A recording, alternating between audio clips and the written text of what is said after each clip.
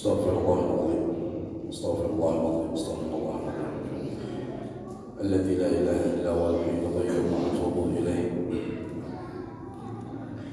بسم الله الرحمن الرحيم. الفاتحة بالقبول والتمام بالرسول المأمول وصالح شيئا ظاهرا وباطنا في الدين والدنيا والآخرة، دافة للشر جالبة لكل خير لنا ولوالدينا ولأولادنا ولمشايخنا ولمعلمينا ولأستاذنا ولجميع المسلمين والمسلمات والمؤمنين والمؤمنات، خصوصا إلى المصنف الحبيب عبد الله بن علوي بن محمد الحداد والحبيب أحمد بن زيد الحبشي وصاحب هذه البلد الحبيب الشريف حامد بن أحمد الصقر والعلامة الحبيب محسن بن علي الهندوى وجدي الحبيب حامد بن محمد بعبود والحبيب حامد بن حسين بعبود والحبيب حامد بن عباس بهاشم والعلامة الحبيب عمر بن محمد بن سالم بن حبيب بن الشيخ بن بكر بن سالم شيخي ومربي روحي الحبيب عيد بن محسن بن علي الهندوى وأصولهم وفروعهم، وأن الله يشرحهم بالرحمة والمغفرة وسكنهم بالجنة، وأن الله يدخل نيتنا في نيتهم وأعمالنا في أعمالهم وأخلاقنا في أخلاقهم على هذه النية وقل النية الصالحة في لطف وعافية من خيرات الدنيا والآخرة، وإلى حضرة النبي محمد صلى الله عليه وسلم. الفاتحة. أعوذ بالله من الشيطان الرجيم. بسم الله الرحمن الرحيم. الحمد لله رب العالمين الرحمن الرحيم مالك يوم الدين، إياك نعبد وإياك نستعين، اهدنا الصراط المستقيم صراط الذين أنعمت عليهم غير المغضوب عليهم ولا الضالين آمين. بسم الله الرحمن الرحيم. السلام عليكم ورحمة الله وبركاته. الحمد لله والصلاة والسلام على رسول الله سيدنا ومولانا محمد بن عبد الله وعلى آله وصحبه ومن والاه، أما بعد، نوينا التعلم والتعليم والتذكر والتذكر والنفع والانتفاع والإفادة والاستفادة والحث على التمسك بكتاب الله وسنة رسوله والدعاء إلى الهدى والدلالة على الخير ابتغاء وجه الله ومرضته وقربه وثوابه من الله تعالى، آمين يا رب العالمين. أيها المحترمون، hadirin jamaah salat maghrib yang dirahmati oleh Allah Subhanahu wa taala. Alhamdulillah, kita bersyukur kepada Allah Subhanahu wa taala atas limpahan nikmat serta karunia-Nya yang selalu datang silih berganti menghampiri kepada kita. Terlebih daripada nikmat sehat yang di saat ini kita bisa diberi kemudahan oleh Allah, bisa bersama-sama hadir di masjid yang mulia ini, maka semoga Allah Subhanahu wa taala memandang kepada kita dengan pandangan ridha, pandangan rahmat dan pandangan maghfirahnya, dan semoga Allah Subhanahu wa taala memberikan keistiqomahan kepada kita, amin ya rabbal alamin. Hadirin yang dirahmati oleh Allah, kemudian Al-Imam Al-Haddad memberikan wasiat atau nasihat kepada kita, yaitu di dalam kitab Risalul Mu'awanah ini membahas tentang amanah dan khianat, yang mana antara amanah dan khianat ini adalah dua sifat yang bertentangan. Adapun amanah adalah sifat yang dimiliki oleh para anbiya wa rasul dan dimiliki oleh orang-orang yang menjadi pewaris daripada Nabi sallallahu alaihi wasallam. Adapun sebaliknya adalah khianat. Khianat ini adalah sebuah sifat yang mana menunjukkan seseorang itu tidak beriman kepada Allah dan Rasulnya. Dan sifat khianat ini sudah menjangkit kepada mayoritas umat Islam di zaman sekarang. Maka oleh sebab itu kata Imam Haddad, jika engkau diberi kepercayaan atau sebuah amanah atas sesuatu perkara, maka hendaklah engkau menjaganya sebaik mungkin, melebihi penjagaanmu terhadap milikmu sendiri. Dan berbicara tentang apa yang namanya amanah, kalau kita mau kaji di awal, ya, bagaimana di dalam surah Al-Ahzab Allah Subhanahu wa ta'ala berfirman, inna aradna al-amanata 'ala as-samawati wal-ard wal-jibal. Sesungguhnya kata Allah, kami telah menawarkan sebuah amanah kepada siapa? 'Ala as-samawati, kepada 7 lapis langit amanah, wal-ard, dan kepada bumi, wal-jibal, dan kepada gunung-gunung. Fa'abaina an yahmilnaha, tetapi mereka, langit, bumi, dan gunung, mereka enggan untuk menerima amanah atau memikul daripada amanah itu. Wa ashfaqna minha, kenapa mereka enggan? Wa ashfaqna, dikarenakan mereka takut tidak mampu melaksanakan amanah itu, yaitu berkhianat terhadap amanah. Wa hamalaha al-insan, kemudian amanah itu justru diterima, dipikul oleh manusia. Maka dikatakan inna kana zaluman jahula, sesungguhnya manusia itu sangat zalim dan sangat bodoh. Ya. Kenapa dikatakan seperti itu? Karena sesuatu yang berat, ya, manusia menanggung amanah itu. Kalau bukan karena karunia daripada Allah, maka tidak akan pernah kita bisa menunaikan setiap amanah yang diberikan oleh Allah Subhanahu wa ta'ala. Khianat dalam sisi syariat, yaitu adalah melanggar kepercayaan yang wajib ditunaikan, baik terhadap Allah, terhadap Rasulullah, terhadap umat manusia, ataupun kepada harta yang dititipkan, ataupun terhadap ucapan, jabatan, atau sebuah rahasia. Jadi secara syariat, khianat itu melanggar kepercayaan ini tadi. Ya. Adapun kalau kita bicara bentuk-bentuk khianat, bentuk-bentuk khianat, khianat itu tadi ada dikatakan khianat kepada Allah, kemudian ada khianat kepada Rasul, khianat dalam amanah harta, khianat dalam rahasia, khianat dalam janji, khianat di dalam pekerjaan, khianat dalam rumah tangga, khianat dalam ilmu, macam-macam itu khianat.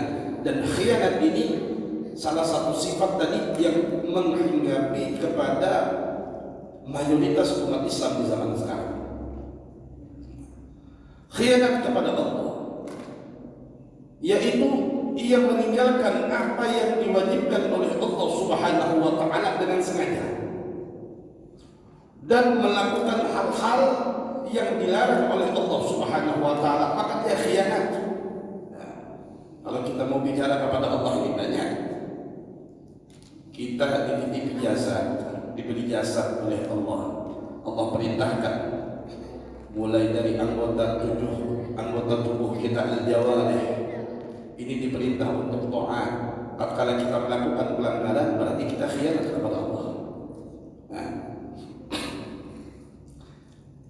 di dalam ayat Al-Quran Allah Subhanahu wa ta'ala berfirman, ya ayyuhalladzina amanu la takhunu Allah wa rasulah wa takhunu amanatikum wa antum ta'lamun.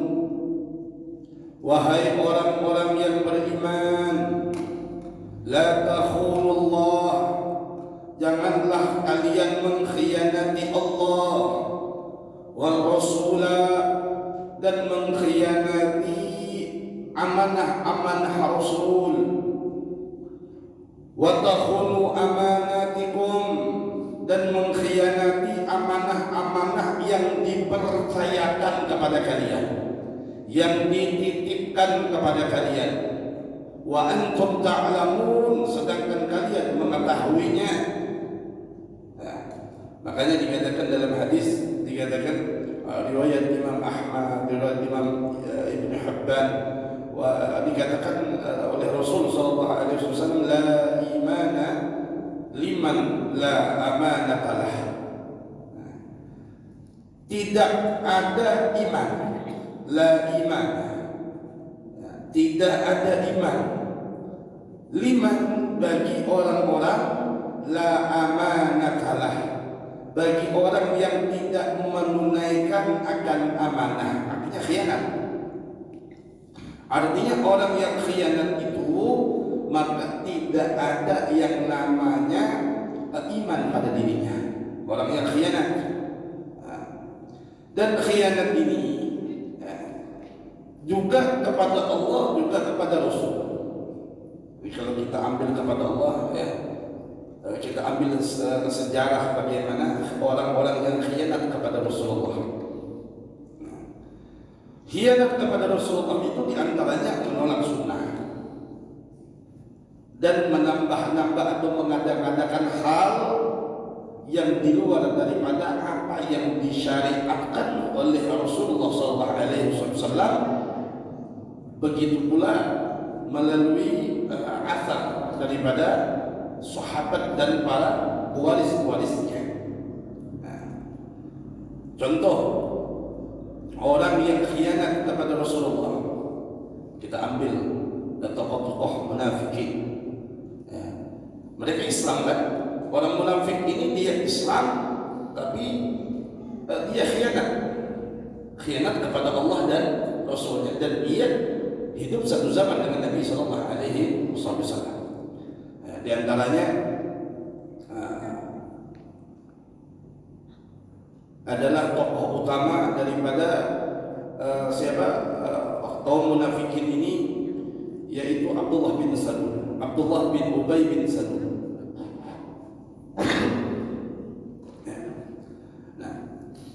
Orang-orang munafik ini, orang-orang yang khianat kepada Rasulullah ini, mereka malah ingin membuat basis kekuatan sendiri, membuat kekuatan basis sendiri. Di antaranya memang tokoh-tokoh munafikin yang ada di zaman Nabi Sallallahu Alaihi Wasallam.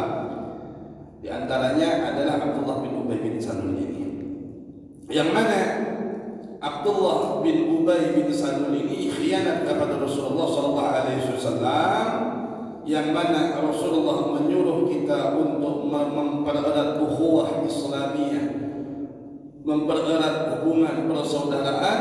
Justru mereka ini ingin memecah belah daripada kaum muslimin. Bagaimana Abdullah bin Ubay bin Salul, kemudian Abu Amir Al-Fasiq, kemudian beberapa tokoh-tokoh lainnya ingin mengkhianati risalah amanah yang dibawa oleh Nabi Sallallahu Alaihi Wasallam. Mereka mendirikan sebuah masjid. Bayangkan, yang mereka dirikan bukan tempat maksiat, masjid yang mereka dirikan. Tapi tujuan mereka membangun masjid itu hanya sekadar tampak dari luar sebagai masjid, tapi kegunaannya bukan itu. Inilah kadang-kala kita ini tertipu dengan kebaikan, seakan-akan ditampakkan baik di depan sehingga kita memuji, padahal di sisinya terdapat keburukan yang begitu dahsyat, yang luar biasa. Mereka inilah orang-orang yang khianat kepada Rasulullah SAW. Dan di antaranya Abu Amir Al-Fasiq. Abu Amir Al-Fasiq ini dia adalah seorang rahib, seorang pendeta. Bahasa kita seorang pendeta, seorang rahib, yang mana ia adalah berasal dari kabilah Aus, dari suku Aus, ya, orang Madinah asli, suku Aus, ya. Sebelum Islam, ia ini seorang pemuka dan tokoh agama di Madinah, ya, tokoh agama di Madinah dari kelompok Yahudi. Dan ia ini adalah orang yang ahlul kitab pada masa itu, orang-orang yang membaca kitab-kitab Nabi sebelumnya. Dan tidak sampai di situ, dia tujuannya juga menanti kedatangan Nabi Sallallahu Alaihi Wasallam di Madinah. Ini Abu Amir ini. Sehingga masyarakat baik suku Aus dan suku Khuzraj, atau yang kita kenal dengan kalimat besarnya kaum Ansar, memanggil kepada Abu Amir Al-Fasiq ini dengan Abu Amir Ar-Rahim, karena ia dianggap orang yang ahli kitab, ahli ibadah. Akan tetapi setelah Nabi SAW datang ke Madinah, maka Nabi menggelar Abu Amir ini dengan sebutan Al-Fasiq. Kenapa? Ketika masyarakat Yathrib pada zaman itu, bukan Madinah yang namanya Yathrib, ketika masyarakat Yathrib yang dihuni oleh dua suku yang besar, Aus dan Khuzraj, mereka menyambut risalah Nabi, mereka menerima amanah dari Allah kepada Nabi yang sampai kepada mereka. Justru Abu Amir ini menolak terhadap risalah tersebut dan memusuhi kepada Nabi Sallallahu Alaihi Wasallam. Padahal dia dulu orang yang ahlul kitab dan menunggu kehadiran Nabi, tapi setelah Nabi-nya datang, dia malah menolak. Kenapa sebabnya? Dia merasa kedudukannya tergeser dengan Nabi Sallallahu Alaihi Wasallam. Tujuannya tadi bukan karena apa, tapi merasa dirinya sudah tergeser kedudukannya, posisinya di tengah masyarakat karena orang menyambut kedatangan Nabi, sehingga bahasanya dia merasa dirinya digeser posisinya oleh Nabi Sallallahu Alaihi Wasallam, sehingga ia menjadi orang yang menolak akan Islam, menolak akan kenabian Nabi Muhammad Sallallahu Alaihi Wasallam.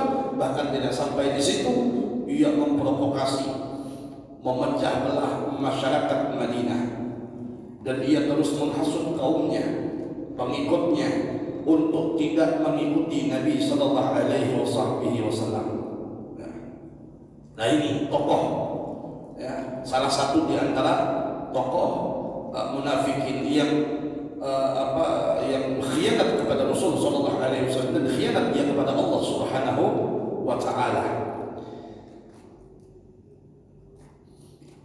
Setelah Islam semakin kuat di negeri Madinah, maka Abu Amir ini tidak kuat tinggal di kota Madinah, sehingga dia melarikan diri ke negeri Syam. Nah, di Syam inilah dia meminta bantuan kepada Kaisar Romawi untuk menyerang Rasulullah dan kaum muslimin di negeri Madinah. Tapi hal itu tidak terjadi. Kenapa? Karena Abu Amir ini mati terlebih dahulu sebelum pelaksanaan. Dan Abu Amir ini punya punya relasi tadi yang ada di Madinah, yaitu Abdullah bin Ubay bin Salul. Nah, jadi mereka melakukan hubungan dari jarak jauh dari Syam ke Madinah. Di Syam ada Abu Amir al-Fasiqi dan di Madinah ada Abdullah bin Ubay bin Salul. Dan Abdullah bin Ubay bin Salul ini digelar dengan Ra'sul Munafiqin, pemimpin daripada orang-orang munafik.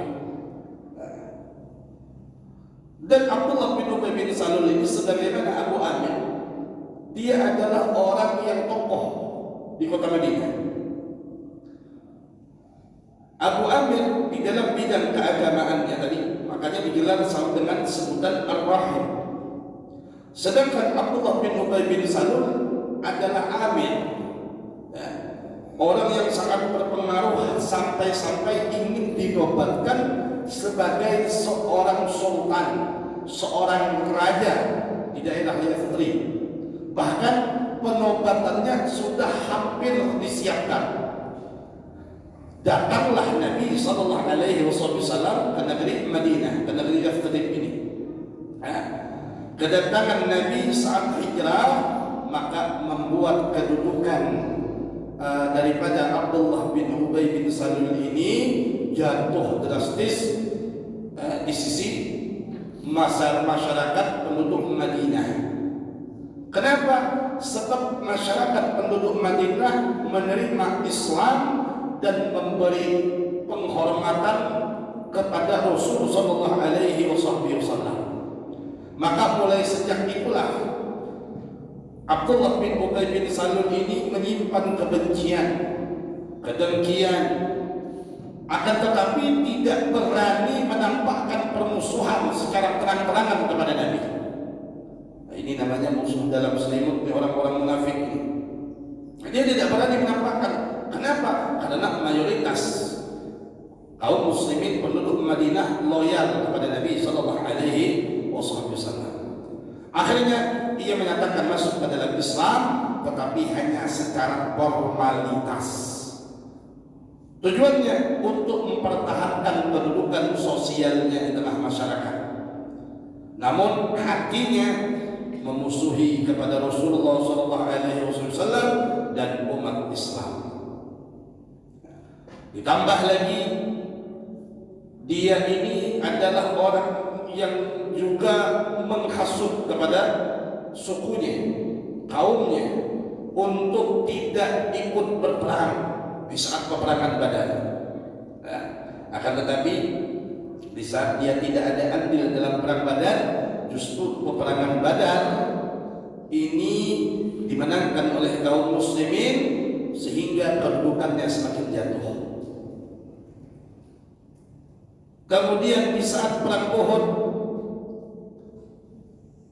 Abdullah bin Ubay membawa pengikutnya sebanyak 300 orang. Di tengah perjalanan diajak pulang, nggak usah ikut berperang. Nah, tujuannya untuk melemahkan pasukan muslimin, dan ini adalah bentuk pengkhianatan yang besar. Kemudian dari ini Abdullah bin Ubay bin Salul melakukan fitnah ifki. Apa itu fitnah ifki ini? Fitnah yang terjadi yang dia lakukan melalui omongannya.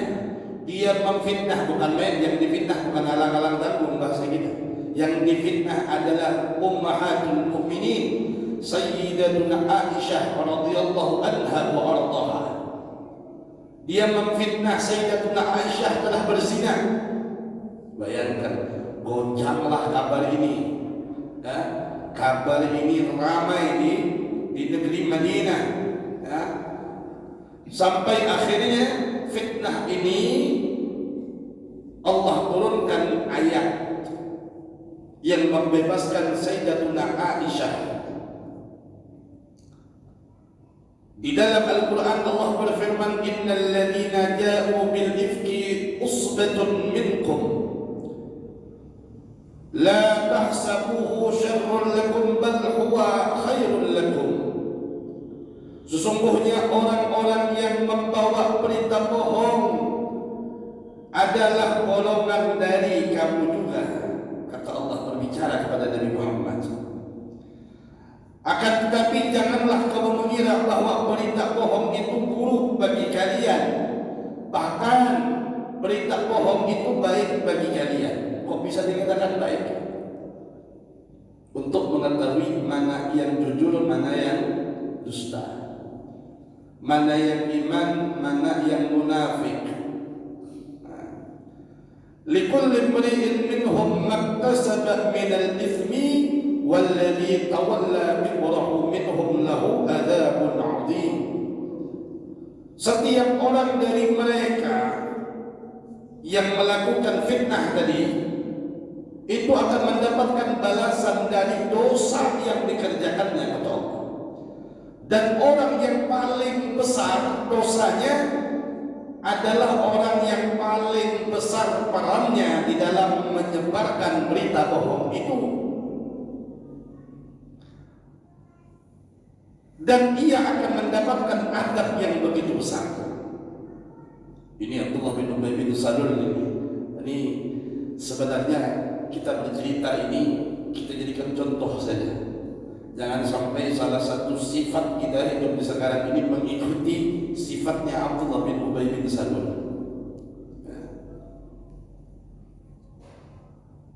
Abdullah bin Ubay bin Salul ini punya anak namanya Abdullah juga.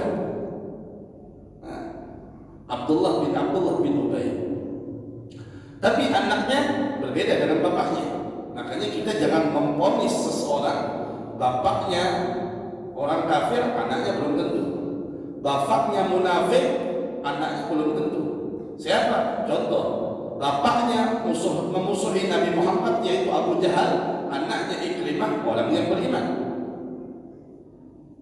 Abdullah bin Ubay bin Salul orang munafik, bahkan tokoh kepala daripada tokoh munafik, anaknya orang beriman. Tapi jangan juga dianggap kalau bapaknya orang soleh, anaknya pasti orang soleh, belum tentu juga. Nabi Allah Nuh alaihi salam, seorang nabi, anaknya Kan'an celaka. Jadi tidak bisa kebaikan keselamatan diukur melalui garis keturunan, kecuali keturunannya tersebut mengikuti kebaikan amal daripada para pendahulunya tersebut. Nah, di saat Abdullah bin Ubay bin Salul ini dia meninggal tahun 9 Hijriah, 1 tahun sebelum tahun ke-9 Hijriah. Kemudian anaknya Abdullah bin Ubay ini meminta kepada Rasulullah untuk mensolatkan ayahnya. Diminta, ya Rasulullah, ayah saya meninggal karena anaknya orang soleh, sahabat yang baik. Sehingga dia datang kepada Rasulullah, ya Rasulullah, mengkhabarkan ayahnya Abdullah bin Ubay bin Salul meninggal, maka minta kepada Rasulullah untuk mensolatkan jenazah akan ayahnya. Maka turunlah ayat langsung ke sana. Dalam surah At-Taubah, ayat 84 Allah berfirman, wa la tusalli ala ahadin minhum mata abadan wa la taqum ala qabrihi. Janganlah engkau wahai Muhammad melaksanakan solat untuk seseorang yang mati di antara orang-orang munafik tadi. Jangan kau mensolatkan wala taqum ala qabrih, dan jangan juga sekali-kali engkau berdiri di atas kubur mereka untuk mendoakan mereka. Ini jawaban daripada Allah Subhanahu wa taala. Innahum kafaru billah wa rasulihi wa matu wa hum fasiqun. Sesungguhnya mereka itu adalah orang yang ingkar, orang yang khianat kepada Allah dan Rasulnya, dan mereka mati dalam keadaan fasik. Maka di saat ayat ini turun, dari semenjak itu Rasulullah SAW tidak pernah mensolatkan orang-orang yang munafik yang jelas kemunafikannya, kemunafikannya. Nah, hadirin yang dirahmati oleh Allah, di antara mereka ini khianat kepada Allah dan Rasul. Mereka ingin merubah, merusak agama yang dibawa oleh Nabi sallallahu alaihi wasallam. Mereka ingin merusak persatuan umat Islam. Maka akhirnya mereka mempunyai tujuan tadi karena Abu Amir berada di Syam, kemudian Abdullah bin Ubay ini ada di Madinah, sehingga melakukan hubungan dari jarak jauh. Maka bagaimana caranya hubungan ini supaya tidak terendus, jadi tercium tusukannya? Maka Abdullah bin Ubay bin Salul diperintahkan oleh Abu Amir untuk mendirikan masjid di Madinah. Mendirikan masjid di Madinah. Padahal masjid itu adalah dibuat untuk menjadi markas kaum munafik untuk merencanakan pengkhianatan kepada Nabi sallallahu alaihi wasallam. Pengkhianatan makar kepada Nabi sallallahu alaihi wasallam. Dan dijadikan masjid itu untuk memecah belah umat Islam. Kemudian pusat untuk berhubungan antara mereka kaum munafikin tadi dengan musuh-musuh Islam yang ada di luar Madinah. Jadi tujuannya membangun masjid itu. Nah, tapi luarnya masjid. Nah, setelah bangunan itu selesai, dibangunlah sama Abdullah bin Ubay bin Salul itu masjid. Setelah dibangun selesai, mereka datang menghadap kepada Nabi sallallahu alaihi wasallam dengan muka polosnya, dengan muka seakan-akan terlihat baik. Ya, dia datang kepada Rasulullah. Dia mengatakan, ya Rasulullah, masjid yang kami bangun sudah selesai. Maka alangkah bagusnya kalau engkau sholat di masjid yang kami bangun agar kami mendapatkan berkah di masjid itu. Bayangkan seperti itu dia ngomong. Nah, agar kami masjid itu menjadi berkah karena sholat di situ. Padahal tujuannya untuk memperkuat bangunan masjid itu, bahwasanya Rasulullah pernah sholat di masjid itu, sehingga kaum muslimin tak ada yang berani membantah. Akan tetapi yang dilakukan oleh Nabi SAW di saat mereka mau datang kepada Nabi itu, di saat itu Nabi sedang persiapan untuk pergi ke daerah Tabuk. Nah, daerah Tabuk ini kurang lebih sekitar berapa? 600 sampai 700 kilo di zaman sekarang. 600-700 kilo dari sekarang ini, dari Madinah. Ya, daerah yang jauh. Untuk apa? Untuk melakukan peperangan. Makanya ada satu peperangan namanya Perang Tabuk. Ya. Sehingga Rasulullah SAW mengatakan kepada mereka, aku sekarang ini sedang persiapan untuk pergi ke Tabuk. Kalau memang Allah menghendaki, nanti aku akan menunaikan sholat di dalamnya setelah pulang dari Tabuk, kata dia. Tujuan Rasulullah menjawab ini untuk menunggu wahyu daripada Allah Subhanahu wa Ta'ala, karena Rasulullah sudah mulai menaruh kecurigaan yang tidak baik terhadap pembangunan itu masjid. Karena sudah mulai terpecah umat Islam. Nah, makanya di sini gambaran. Apa gambaran bagi kita? Membangun masjid itu baik. Tapi kalau sekiranya pembangunan masjid itu bisa memecah kaum muslimin yang ada di daerah tersebut atau di kampung tersebut, lebih baik tidak usah membangun. Nah, akhirnya turun ayat. Nah, di saat Rasulullah pulang dari perang Tabuk mau pulang ke Madinah, maka turunlah ayat daripada surah At-Taubah ayat 107 sampai 110 yang berbunyi, walladzina ittakhadhu masjidan diraran wa kufran wa tafriqan bainal mu'minin wa irsadan liman haraba Allah wa rasulahu min qabl wa la yahlifunna wa la yahlifunna in aradna illa al-husna wallahu yashhadu innahum lakadzibun. La taqum fihi abada lamasjidun ussisa 'ala at-taqwa min awwali yawmin ahaqqu an taquma fihi rajulun yuhibbuna an yutatahharu wallahu yuhibbul mutahhirin. Afaman assasa bunyanahu 'ala at-taqwa minallahi wa ridwanil khair amman assasa bunyanahu 'ala shafa jurufin harin fanhara bihi fi nari jahannam wallahu la yahdil qaumadh dhalimin.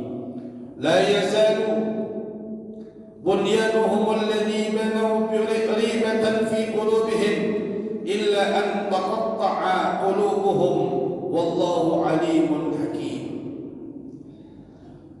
Jadi di saat ayat ini turun, tadi yang mana kalau kita artikan, kata Allah, di antara orang-orang munafik, walladzina ittakhadhu masjidan dirara, di antara orang-orang munafik itu ada yang mendirikan masjid. Tapi apa? Dirar. Makanya terkenal dalam satu sejarah masjid yang dibakar, dihancurkan. Jadi jangan bingung kalau ada masjid zaman sekarang dihancurkan. Lihat fungsinya. Lihat fungsinya. Jangan menganggap ya masjid suci, betul. Masjid tempat ibadah, iya. Tapi lihat maslahatnya. Ini dinamakan, yang menyebutkan masjid dirar ini adalah Allah yang menyebut dalam Al-Quran. Masjidan dirara, masjid makna dirar, ya, dinamakan masjid dirar, masjid yang digunakan untuk menimbulkan mudarat. Wa kufran wa tafriqan bainal mu'minin, yang mana masjid itu keberadaannya menyebabkan kekafiran. Kenapa dikatakan? Karena basis tempat dibangunnya tadi untuk mereka memerangi Rasulullah, untuk mereka berkhianat kepada Rasulullah, dan Allah yang membantah ayat ini langsung. Artinya Allah sendiri yang menurunkan ayat ini langsung untuk membantah terhadap mereka, yang mana mereka seakan-akan akan membangun masjid tadi sesuatu yang baik. Wa tafriqan bainal mu'minin, dan memecah belah di antara orang-orang beriman. Karena keberadaannya tadi sehingga menimbulkan orang beriman gak lagi sholat di Masjid Nabawi, gak lagi sholat di masjid-masjid di masjidnya Rasulullah. Dan di situ adalah tempat berkumpulnya orang-orang munafik yang memang sudah ada kada senang, kada nyaman hati dengan Rasulullah, kada terima dengan syariat yang diturunkan oleh Allah kepada Rasulullah. Mereka mulai tidak terima. Akhirnya mereka sholat di masjid itu. Maka dikatakan wa irsadan liman haraballahu wa rasulahu min qabl, dan Allah tahu. Dan itu masjid dijadikan sebagai tempat untuk menunggu kedatangan orang-orang yang sebelumnya telah memerangi Allah dan Rasulnya. Siapa? Abu Amir Al-Fasiqi dan orang-orang Romawi. Wa la yahlifunna in aradna illa al-husna. Mereka dengan perkataan yang begitu memastikan, dengan kalimat sumpah, mereka mengatakan kami hanya menghendaki kebaikan. Mendirikan masjid ini hanya ingin menghendaki kebaikan. Wallahu yashhadu innahum lakadzibun. Akan tetapi Allah Subhanahu wa taala bersaksi bahwa sesungguhnya apa yang mereka lakukan itu, apa yang mereka katakan itu semua adalah dusta di dalam sumpahnya. La taqum fihi abada, kata Allah. Maka oleh sebab itu wahai Muhammad, janganlah engkau melaksanakan sholat di dalam masjid itu abadah selama-lamanya. Selama-lamanya jangan kau sholat di tempat itu. Ini bukan perintah manusia, bukan larangan manusia. Allah yang melarang.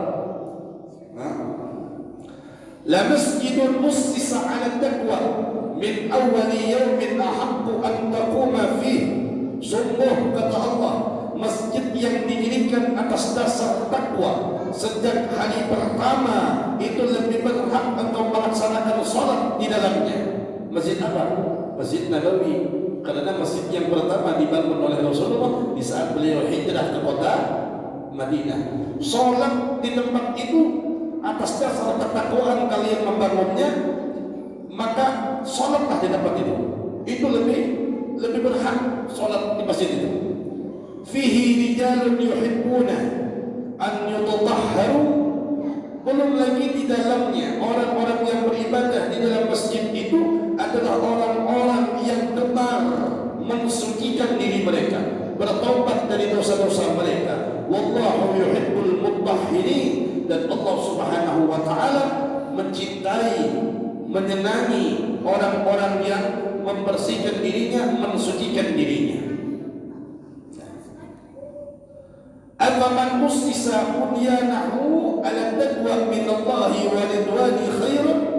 Maka kata Allah, apakah orang-orang yang mendirikan bangunan masjid atas dasar takwa kepada Allah dan ridhonya itu lebih baik? Man ussisa bunyanahu ala syafa jurufin harin fanhara bihi fin nari jahannam. Ataukah orang-orang yang mendirikan bangunannya tadi di sisi tepian jurang yang nyaris runtuh, lalu bangunan itu roboh bersama-sama dengan mereka ke dalam neraka jahannam. Ini maksudnya memberi pilihan kepada Nabi. Ikut jangan sembahyang di situ wahai Muhammad. Kamu jangan sholat di situ. Ya. Kalau kamu mau sholatlah di masjid yang pertama kali kalian bangun atas dasar takwa kepada Allah Subhanahu wa taala. Dan orang-orang yang ada di dalam masjid itu orang-orang yang gemar mensucikan diri mereka dari dosa.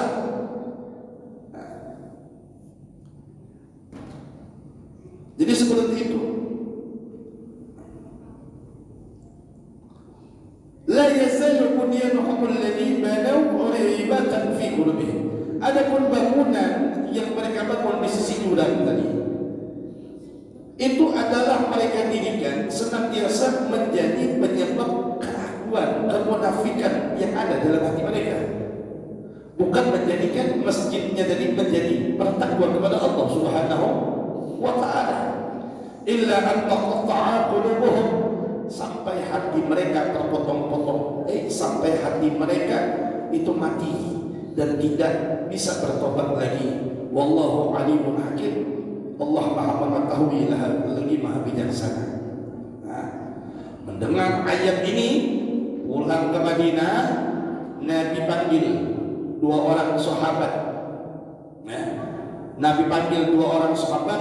Yang pertama Malik bin Dukhsyum, yang kedua Ma'an bin Adi.